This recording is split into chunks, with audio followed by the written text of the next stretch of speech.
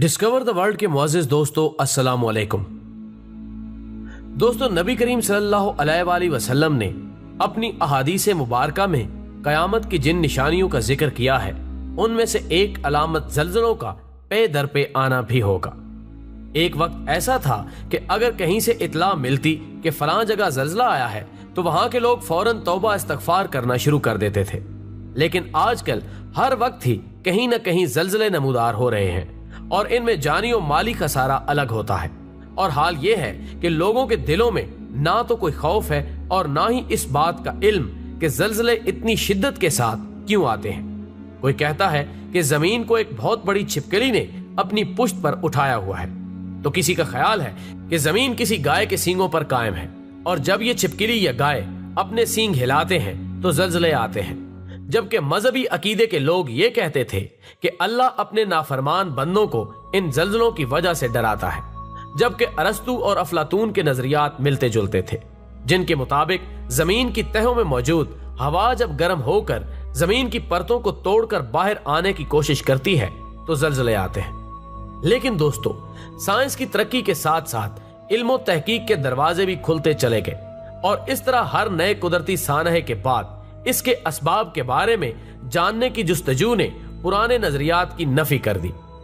लिहाजा अब टेक्नोलॉजी का ये हाल है कि समुद्री तूफान, इनकी शिद्दत और इनकी जमीन से टकराने की मुद्दत का तयन करके पहले से ही हिफाजती बचाव की तदाबीर इख्तियार की जा सकती हैं। मगर ज़ल्ज़ले की आमद निहायत खामोश होती है। इसका पता इसकी फैलाने वाली तबाहकारियों के बाद ही चलता है।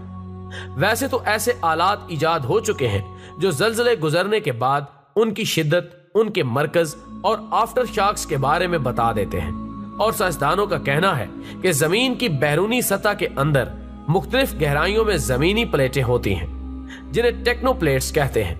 और इन प्लेट्स के नीचे एक पिघला हुआ मादा होता है जिसे मैग्मा कहा जाता है। मैग्मा की हरारत ज्यादा होने की वजह से जमीन की अंदरूनी सतह में करंट पैदा होता है, जिससे इन प्लेटों में हरकत पैदा होती है और वो शदीद टूट फूट का शिकार हो जाती हैं। टूटने के बाद प्लेटों का कुछ हिस्सा मैग्मा में धंस जाता है और कुछ ऊपर को उभर जाता है, जिससे जमीन पर बसने वाली मखलूक जमीनी सतह पर हरकत महसूस करती है। और दोस्तों, इस साल पेश आने वाले ज़ल्ज़लों की फहरिस्त अगर निकाल कर देखी जाए तो पता चलता है कि लाहौर में आने वाला इस साल का पहला ज़ल्ज़ला 22 अप्रैल को आया, जिसके झटके ना सिर्फ शदीद तरीन थे बल्कि इसकी शिद्दत 3.2 थी। जबकि दूसरा ज़ल्ज़ला 1 सितंबर को रूनुमा हुआ और इसकी शिद्दत 4.3 और तीसरा ज़ल्ज़ला 23 सितंबर को लाहौर और साहिवाल समेत दीगर शहरों में आया, जिसकी शिद्दत 4.1 थी और इसके झटके भी शदीद महसूस किए गए। और अब जर्मनी से PhD करने वाले माहिर खलाई साइंसेस और पंजाब यूनिवर्सिटी शोबा स्पेस साइंसेस के चेयरमैन डॉक्टर आमिर महमूद साहब ने पेशन गोई की है कि हिंदू कुश से ज़ल्ज़ला निकलेगा जो लाहौर आकर इसको 2 हिस्सों में तकसीम कर देगा और लाहौर का एक हिस्सा लाहौर थ्रस्ट के नाम से बन जाएगा। बाद में यही ज़ल्ज़ला मुल्क के बाकी हिस्सों में फैलता हुआ तबाही और बर्बादी फैलाएगा, लेकिन इसका कोई टाइम पीरियड नहीं दिया गया। खैर, अल्लाह बेहतर जानता है कि ऐसा होगा या नहीं। लेकिन सवाल ये पैदा होता है कि ऐसा क्यों हो रहा है? क्या हम अल्लाह से किए गए वादों की खिलाफ वर्जियां तो नहीं कर रहे, या हमारी बदअमालियां इस हद तक बढ़ चुकी हैं कि अर्श वाला बार बार इस जमीन को हिलाकर हमें झंझोड़ रहा है?